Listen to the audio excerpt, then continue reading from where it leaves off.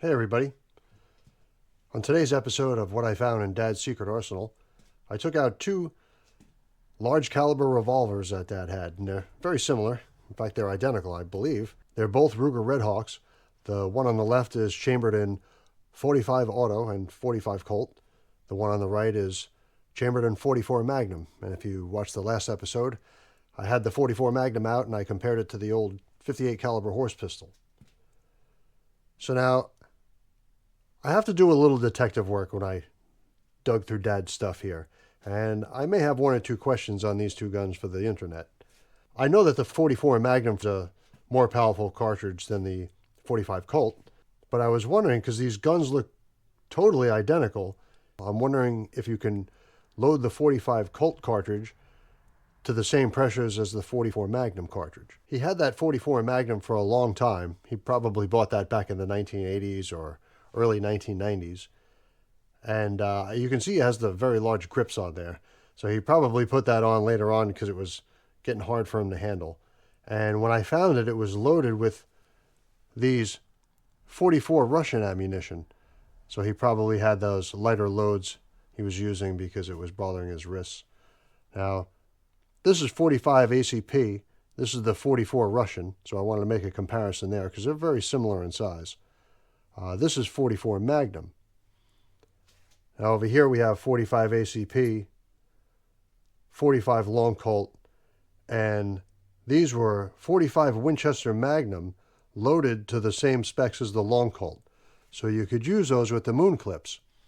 So now this is really a cool thing you can do. So it makes it so much more convenient. You don't even need speed loaders. You have the moon clips, so you just load it up. 45 ACP, load them right in.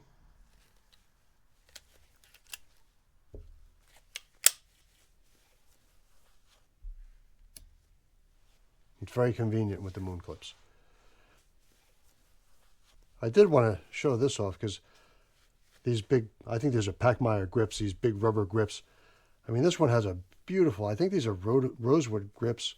You can see that it has the checkering, and then it has this, like, I don't know, knurled area. I don't want to say it's knurled because this is kind of like knurling. It has this, I don't know, this natural looking rough wood area. It's just really a beautiful handgun. I'm really looking forward to shooting both of these. I didn't want to shoot them at the indoor range. I'm kind of waiting for it to get a little bit warmer so I can bring it to the outdoor range. I figure they're probably going to be pretty loud. Now, one thing that I was curious about here is if these are the same frame or same size guns, because the 45 is 2 pounds 11 ounces, and the 44 is, I measured the other day with the last video, is 3 pounds 4 ounces, almost 3 pounds 5 ounces. So this gun is 53 ounces. This one's 44. So this gun is more than a ½ pound heavier than this one. And this has a 4.2 inch barrel. This has a 5.5 inch barrel. So is it a ½ pound heavier just from the barrel? I mean, the guns look identical. Does the barrel make it that much heavier? Are those grips making it that much heavier? Or is this gun built so much stronger to withstand that 44 Magnum cartridge?